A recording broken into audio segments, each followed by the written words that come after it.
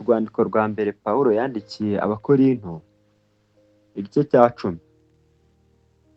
Bene data, sinshaka ko mutamenya yuko ba sogokuruza bose bari munsi ya cya gicu, kandi yuko bose baciye mu nyanja yigabanyije, bose bakabatirizwa muri icyo gicu no muri iyo nyanja gutegekwa na Mose. Bose bagasangira bya byo kurya by'umwuka na bya byo kunywa by'umwuka, kuko banywaga ku gitare cy'umwuka cyabakurikiraga, kandi icyo gitare cyari Kristo. Ariko abenshi muri bo Imana ntiyabashimye, nicyo cyatumye barimbukira mu butayu. Ariko ibyo byababereyeho kugira ngo bitubere akabarore, ngo tutifuza ibibi nk'uko bo babyifuje. Nuko rero ntimugasenge ibishushanyo nk'uko bamwe bo muri bo babisengaga, nk'uko byanditswe ngo, abantu bicajwe no kurya no kunywa bahagurutswa no gukina. Kandi ntimugasambane nk'uko bamwe bo muri bo basambanaga, bigatuma hapfa abantu 2,000,000 ku munsi umwe.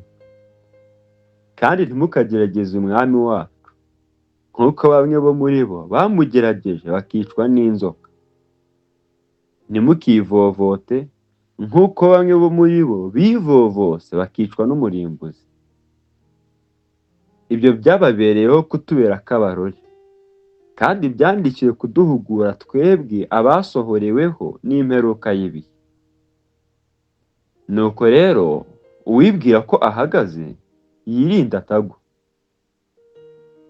Nta kigeragezo kibasha kubageraho kitari rusange mu bantu, kandi Imana niyo kwizerwa, kuko itazabakundira kugeragezwa ibiruta ibyo mushobora, ahubwo hamwe n'ikibagerageza izabacira akanzu, kugira ngo mubone uko mubasha kucyihanganira.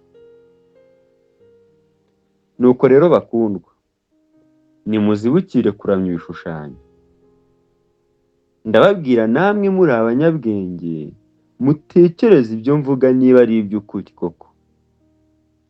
Gusangira igikombe, icyo dusabira umugisha, mbese siko gusangira amaraso ya Kristo? Gusangira umutsima tumanyagura, siko gusangira umubiri wa Kristo? Nuko ubwo uwo mutsima ari umwe, twebwe nubwo turi benshi turi umubiri umwe, kuko twese dusangira umutsima umwe. Murebe Abisirayeli bo ku mubiri, mbese abarya igitambo ntibaba basangiye n'igicaniro? Icyo mvuze ni iki? Boshye ibyaterekerejwe ibishushanyo ari ikintu, cyangwa ko igishushanyo ubwacyo ari icyo kintu? Reka da! Ahubwo mvuze yuko ibyo abapagani babiterekereza abadayimoni, batabitura Imana. Nanjye sinshaka ko musangira n'abadayimoni. Ntibishoboka ko munywera ku gikombe cy'umwami wacu kandi ngo munywere ku gikombe cy'abadayimoni. Ntimushobora gusangira ibyo ku meza y'umwami wacu n'ibyo ku meza y'abadayimoni. Mbese icyo mushaka ni ugutera umwami ishyari? Tumurusha amaboko? Nubwo twemererwa byose, ariko ibigira icyo bitumarira si byose. Byose turabyemererwa koko, ariko ibitwungura si byose. Ntihakagire umuntu wizirikana ubwe, ahubwo azirikane na mugenzi we. Ibiguzwe mu iguriro ry'inyama mujye mubirya, mutagize icyo mubaza kubw'umutima uhana, kuko isi n'ibiyuzuye ari iby'Uwiteka. Umuntu wo mu batizera nabararika namwe mugashaka kugenda, icyo bazabahereza cyose mujye mukirya, ari ntacyo mubajije kubw'umutima uhana.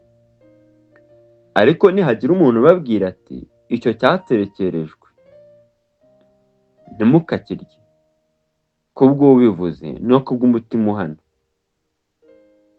Icyakora umutima mvuze si uwawe, ahubwo ni uwa wa wundi. Ni iki cyatuma umudendezo mfite uhinyurwa n'umutima uhana w'undi muntu? Nuko rero niba ndya mbishimiye, ni iki gituma ngayirwa ibyo nshimira? Namwe iyo murya cyangwa munywa cyangwa mukora ikindi kintu cyose, mujye mukorera byose guhimbaza Imana.